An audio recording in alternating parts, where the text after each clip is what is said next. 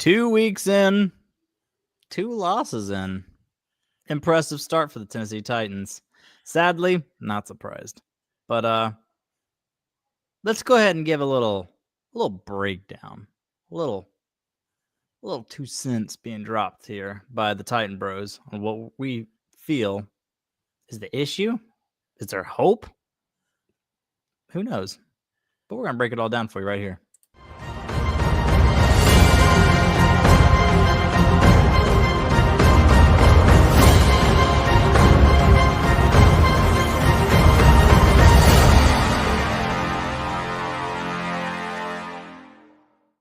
Good evening. It's a fantastic Sunday in Titans country. Got another loss. That was great. Yeah, let's talk about losses because that's all we ever do. Isn't that right, brother? Yes, it is. Yes, all we ever do is lose, and it's fun. And I am tired sometimes of being a Titan fan, but this is the problem of being born in Tennessee. This is the lot we have dealt. This is the what's the saying goes? This is the hand that we've been given. Yeah, I catch your drift, what you're trying to say. And here's the saddest part about the whole situation. We were actually talking in person right after the game, and we stopped and thought, when did we start making these recaps and previews? And our first game making these videos together was when the A.J. Brown and the Eagles spanked our Heinies in 2022, which is the start of our, I think it was the second loss of our 7-game losing streak to make us go 7-10 in 2022. So basically we had 6 losses a whole offseason that we reviewed and predicted on and reacted to a 6-11 season, followed with a 3-16 season. Now it's 0-2. So basically, since we've been doing this, all we do is lose. Yeah, there's not been. That's crazy. In like 3 years of doing this, we have 9 wins to talk about. That's it. Only 9 victory Mondays for us. That is ridiculous. Maybe we're bad luck. Maybe we are. Maybe we should take a couple weeks off. Who knows? We might actually beat the Red Hot Colts, apparently, who just picked up their second win against the Broncos. And that's a whole other conversation whenever we make our preview about these Colts. But I shouldn't be getting scared, but I'm getting a little scared. So, yeah, I don't want to spoil it, but as of right now, I would say they'll beat us. Well, as of right now, I predict we'll go 0-17 probably. But that's a whole other conversation altogether. Right now, we're going to talk about this Rams game. It followed a similar vein to last week. We hung in there tough the first half. The second half, the Rams pulled all the way away. The Broncos tried to pull away where they made it kind of a 2-score game. Technically, it was just 1 because we were 8 points behind, but they kind of just pulled away at the end. But the Rams just went ahead and pulled all the way away. In fact, if they wanted to be mean, they could have gone for a touchdown and made it 40-19. Yeah. But they ended up just downing it. I just the second half we looked different. Like we was bad.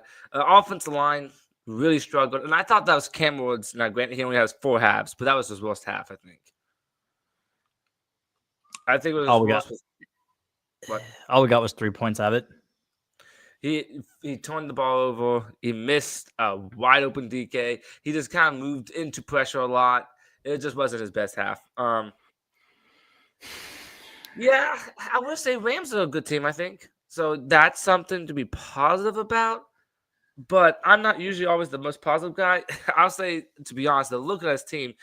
I am not, I think we're going to be another 3-win team. That's what I think. I mean, sadly, there's no reason not to believe that because Texans are probably still winning the division, maybe, even though they might drop 0-2 tonight going against the Bucs. But Texans will probably win the division again. The Jags lost, but they barely lost, and it was the Bengals. Even if Joe Burrow didn't play a lot of it, Jake Browning was still dealing. So they barely lose to the Bengals, and then they win against who they beat in week 1. It's going to bother me. I can't remember, but they won in week 1. Actually, I think it was the Panthers, wasn't it? Or was it? Did I just make that up? Yeah, I think it was, yeah. Okay. So, yeah, they beat the Panthers. They win. They take care of business there, and then they hung tough against another team. So they're just like 1 play or 2 from being 2-0. The The freaking Colts are 2-0. I forget why I even started this diatribe. Why am I saying all this? I'm not sure. I don't think you said. Besides, we suck. Oh, that's what I'm saying. 'Cause that's our division opponents. So we go freaking 0-6 in the division. Easily. Yeah. It's like the only games that I see that should be quote unquote easy wins is the Browns and the Saints. But maybe the Saints and the Browns are looking at us and be like, oh, well, there's one easy one we'll actually get. So But you this could game, literally win those. If we win those, well, 2 wins. That's it. yippee hooray. It's frustrating. It's kind of frustrating. I don't know. I think older I get, I have 2 kids. I have a wife who I love very much. Better than having one wife or 2 wives and 1 kid. And I like spend time with them. And Sunday's like the last day before you go back to work and you get in that grind. That sometimes when you're just watching Titans lose, you're like, I could be with my family. Because just for you people watching, I always go to my brother's house and watch it with them. And so I'm not with my family. But I'm still watching us lose again. I'm like, I could be, I don't know, doing something with the family. Instead, I'm just watching a crappy football team.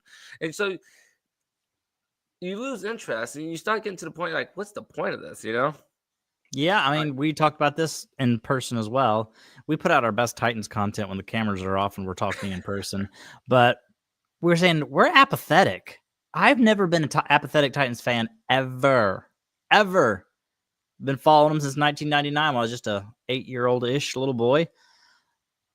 And I would get like, I haven't even been getting bummed when we lose. It's just what we do. Like him and I are just talking about our life as the game's going on. And we're like, oh, another touchdown. They just scored another touchdown.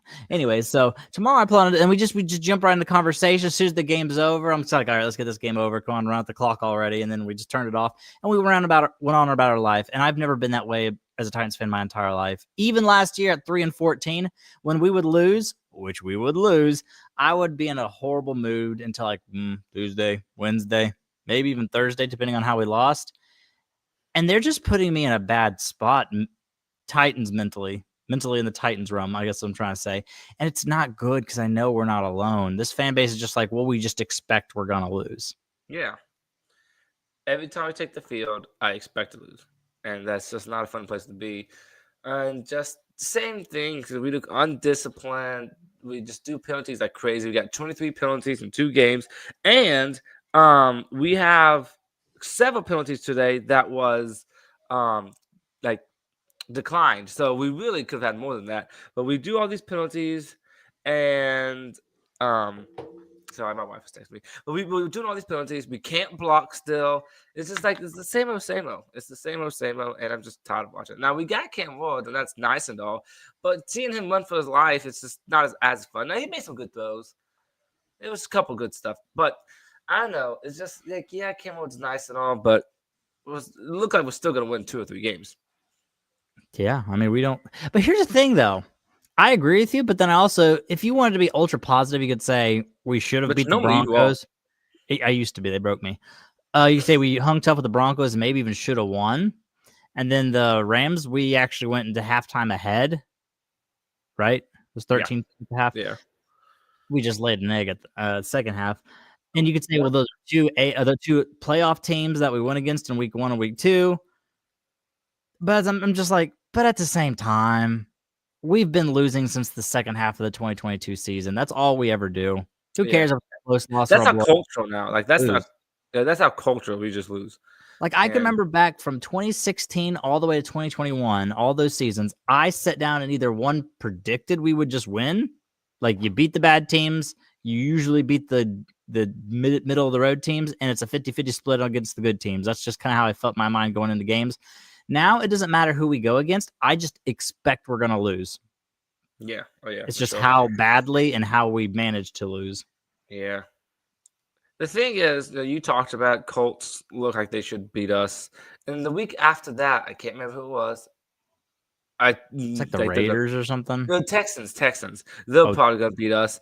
And so I'm like, so we're looking at an 0-4 start. And I'm sorry, when you go 0-4, talk about your interest levels dropping rapidly. Yeah, I mean, at that point, our season's over. Yeah. Already. And yeah, I agree. I'm a busy guy and I work Monday through Friday. And it's gonna get to a point where yeah, I'm still gonna watch it.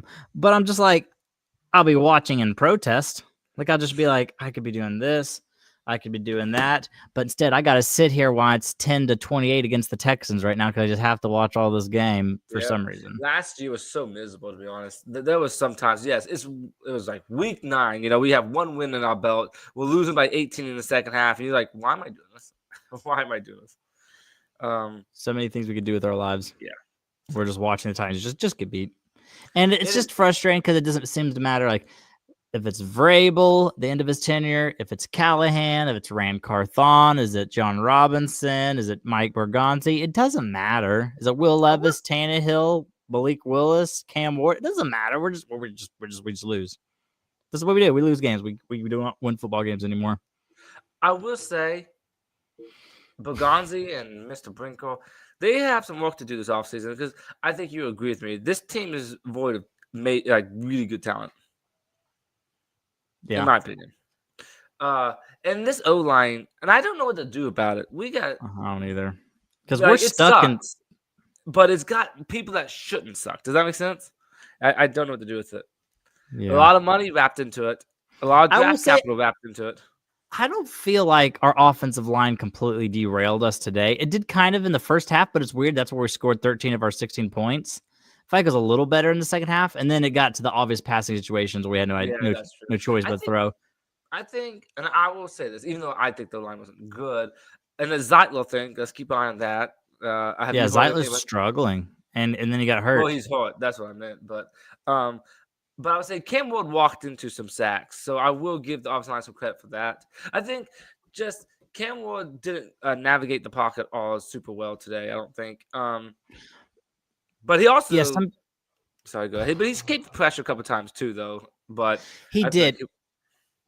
Just sometimes I feel like there were several plays where he felt the pocket collapsing and he would take it down and start running, but a lot of times he would take it down and run the wrong way. Yeah, he did. Hopefully that's some learning experience. Bright side, Alec Iman look good.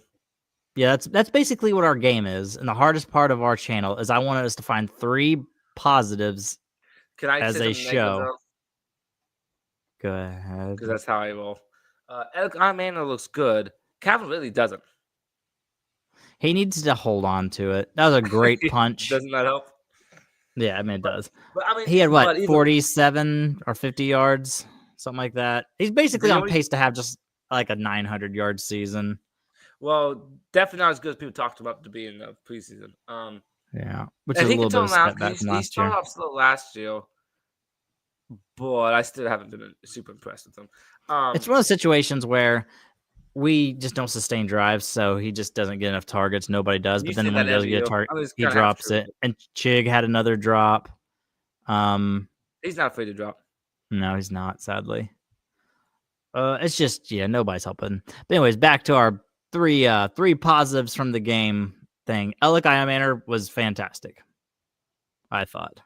Nice back shoulder catch. Had a shoulder catch thing that he did on the sidelines. Remember that play? Mm-hmm. And then followed that up with now this was more Cam than it was him, but that one and only touchdown pass Cam Ward's ever thrown across his body. It was a good catch, but that was just an insane throw. It was a good throw. And my other positive, if I may, since you did the first one, I'll do the second one. We could try to come up with something for our third one. Our rookies are good.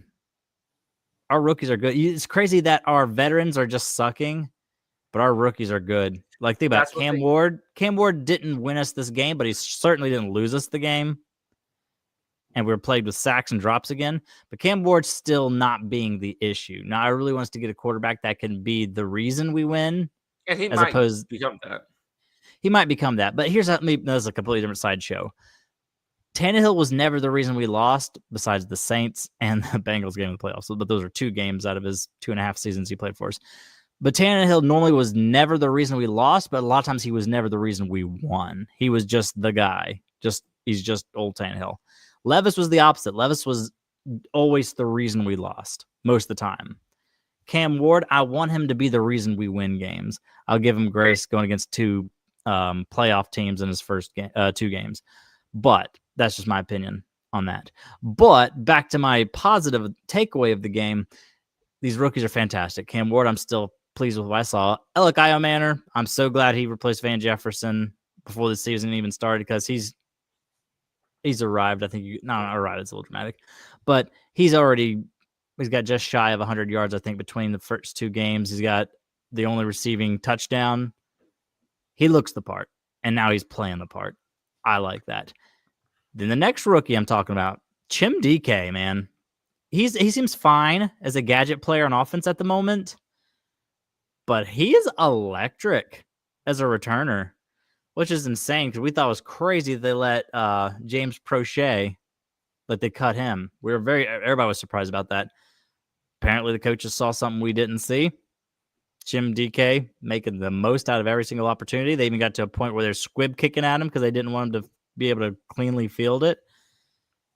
So 3 cheers there. I think Femi Oladejo, is he being elite or a game changer? No, but I think he's been better than I expected at least. I mean, he benched what's that guy's name? Arden Key. He benched Arden Key. Arden Key only had 37% of the snaps on defense. So, and Gunnar Helm, we haven't called his number much, but he's answered the call every time we have because that one incompletion that they gave to him last week was definitely a catch. I don't know why they even overruled that. But anyways, so he's been steady, struggling blocking a little bit. But this rookie class, I'm liking it. We might see our rookie guard next week. Depends on how Zeitler looks. Yeah, I hope they don't just march Blake Hance out there because Blake Hance doesn't really do a whole lot for me. Not to mention the fact that I thought we signed Blake Hance to be our backup swing tackle, and then he comes in to play guard instead. But what do I know? Not much. Got any? Well, you're a positive guy. I don't know if I have that many things to be positive about. I think my main 2 things, and you said it, but I think, again, there wasn't much things to be positive about, so it was hard to have 6 different. Well, I was just trying to do 3 together, so I said rookie class. What was your first one? I didn't say any.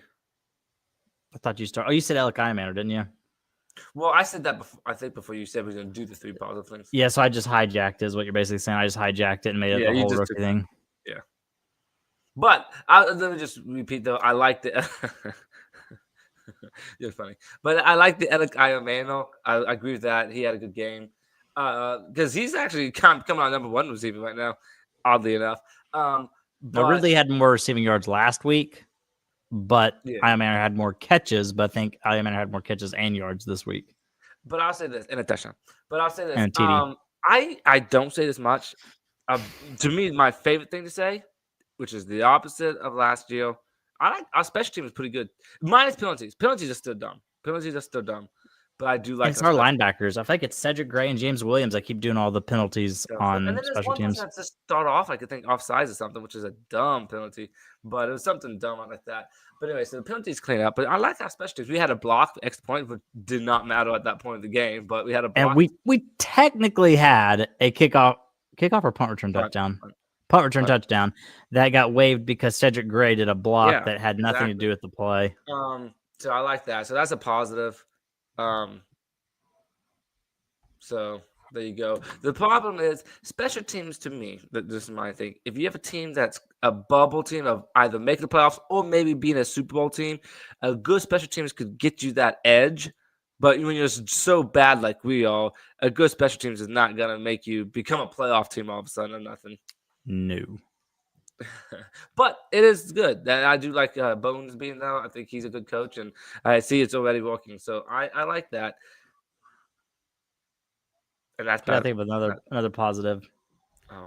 The problem is I feel like there's several players on defense I could say, but then I want to be like, but there was this play. Because I thought Snead, who played 75% of the snaps, I thought Snead was solid. That touchdown play was bad. But he definitely got burned by a 33-year-old wide receiver. I could say Simmons didn't do any penalties. Simmons didn't do any penalties, but he didn't make a lot of impact plays either. He probably would have been a little better sweat next to him. We got gashed a lot, too, in that running game. Yeah, the running game was not great. Maybe Cody Barton. But even Cody Barton, I feel like he had a nice pick, but I also feel like Cody Barton just wasn't making a lot of plays outside the pick. Yeah, because they ran all over us. So I'm still thinking you would think Cody Barton would need to be stopping that. Yeah. And I would say Xavier Woods, he was popping off again. But it was his But touchdown. But, he allowed the missed tackle touchdown allowed mostly. Yeah. Yeah, it's hard to find some positives. And Cam Ward, I think first half was definitely good enough. And in the second half, I don't think he was very good at all. Especially if you start taking away the prevent defense stats, he was less than 50%. I think he was like 2 of 5. He could, had 6 straight incompletions and stuff in the second half before they started preventing. So he could have done better. The fumble was bad. So I guess I'm glad he hasn't thrown a pick yet. Right, that's good. 2 tough defenses he went against. He hasn't thrown a pick, which is good because I'll be honest, that's kind of what I thought his biggest weakness would be. Is I really was projecting he'd throw about 12 or 13 picks. To be honest, he's less touchdowns and less picks than I thought. Yeah, 2 games and he's got 1 touchdown, 0 picks. I will say he has not thrown a 200-yard game yet, so that's a little like, okay, in today's NFL, you should be able to throw 200 yards, but we have a very safe coach, so that counts. Unless he's backed up in his own 2-yard line. Then we're gonna throw. Callahan, I didn't think it was as bad as he was in week 1, but no. we lose every single game. So he's 3-19. Is that what it is? 3-9. Nope, I just made that up. He's played 19 game. No, he's 3-16. 3-16. Oh yeah, duh. Yes. Yeah, it turns out we're idiot. They always say don't do live math on air. Yeah. So shame on us there. I would say 3-16 is pathetic. And I am not quite saying you have to fire the guy because I was a believer of like Cam Ward doesn't need to lose his head coach right off the bat. But he's not good. There's so much stuff about this team. Like, they don't look ready to go on Sundays. They don't look well prepared. And I'm like, what exactly do you do here, Callahan? Besides getting out on the sidelines. Yeah, he doesn't look like he enjoys his life. But when your whole goal is to go out there and coach a football team and win games, and you just don't really win, I kind of understand it, brother. Yeah. I thought Pollard was fine. Or was pretty good actually. He had 4 points. He ran pretty good. I just looked it up, so that was. I will say, we need another back. To split the carries with, because Pollard had 20-something carries, and that's just a lot for him. That is a lot, but Spiels can't stay healthy. Chestnut, let's face it, Chestnut.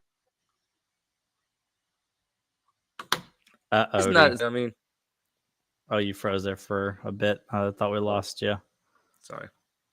Chestnut, you saying basically he's not supposed to be running back, I think. Yeah, he's not supposed to get 10 carries or nothing, and so I'm like, that's not what. So if he's our second number 2, yeah, Tony Pollard's going to be running the ball 22 times. Yeah, that can't be a thing. That can't be a thing at all. Trying to think what else there's to say about the game. I predicted we'd lose. Did you? And I will probably look at this at the end of somewhere through this week. That I didn't see Skronsky do much bad. Now, granted, you can always blame the holes in the running game on the guards. So right, that. Yeah, I didn't necessarily notice. I thought Dan Moore was average. I didn't think he was just an absolute awful player like he was, but he also wasn't good enough. Most of the pressure was smartly coming from the right tackle position. What's that guy's name? John Njoku. Does he suck? Yeah. If our starting tackles are not looking that great, of course they're not looking that great. Tackles, backups would be bad. I wish we had J.C. Latham, but yeah. I will say I'm a little bit hopeful on J.C. Latham because I'm really thinking he was trying to play through that hip strain, and that's why he was I agree. I'm not at the moment worried about him, but I will say Cam Ward did get hit a lot today, and I'm like, I don't want to see that throughout the year. Yeah, he's getting knocked around. Also, Cam Ward did the whole Will Levis diving, being sacked, and going, and tossing. I saw a funny video someone put on Instagram, or they didn't put it on Instagram. They just reacted to the NFL's Instagram video of Cam Ward doing that. They said, Cam Ward's literally just Will Levis, but good. Well, that's the difference. Well, that's what we had always said about Will Levis. Will Levis is like the ultimate gunslinger with all of the baggage of a gunslinger, but none of the good things.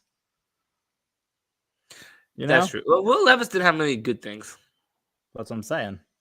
No, I agree with you. Okay, got it. I think we're both distracted. We're both looking at our phones and messing around. We're supposed to be doing a video. Well, I was trying to look at stats to see if anything jumped up at me.